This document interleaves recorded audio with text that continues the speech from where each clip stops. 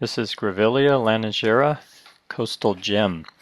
And this planting you're seeing is a small slope in San Francisco, California, in late April. And you're going to see blooms, as you can see here. Has one of the more unusual blooms I've ever seen. Looks like curled up shrimp, and then they're opening up. They've got these legs kind of sticking out. The clusters, or the buds before they open, are this nice strong deep pink color, and then the elongated part of the flower is more of a creamy yellow or flesh color. Very unusual flower. Hummingbirds love these, by the way. There you can see a good close-up of that. The foliage is kind of medium green, and small leaves make it quite drought tolerant.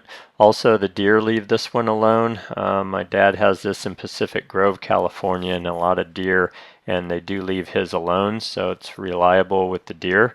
There's a good look at the blooms. See how some of those are opened up and elongated, and then some of the clusters are still balled up and deep pink, like you see there.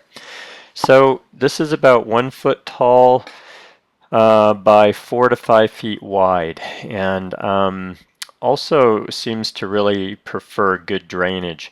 I use this in hot inland valley in Northern California where I live. We also get in the mid to high 20s Fahrenheit during the winter, and I have one of these, and it did survive this winter where we had a lot of 20-degree temperatures Fahrenheit this past winter, and a whole week of that at night, and it survived it just fine. So I couldn't find a lot on hardiness, but one of the reasons I grow a lot of things myself is to figure out the hardiness of them.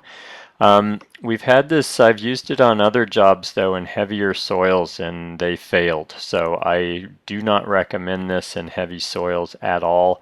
I think sandier, more well-drained soils is certainly preferred. And I also think that the temperature range is probably mid-20s is where it's going to start to fail, or the low 20s Fahrenheit. Full sun, does prefer full sun. Even in the hot inland valleys, it handles that just fine. This is full sun here in Monterey. It's very seaside tolerant. And what else? Again, the hummingbirds love this one. Deer leave it alone, and it's got some irregularity to it, but overall it's kind of low, and this designer here using it on a big slope, I kind of like it. It's got some texture to it in terms of the whole look, but it in general it stays low and controlled, and I think that's interesting.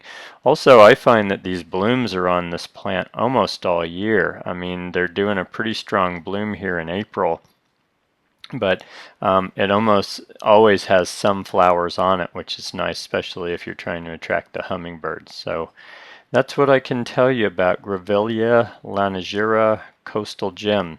Nice drought-tolerant flowering ground cover, and long-lived as well. Just make sure you give it well-drained soil. Enjoy.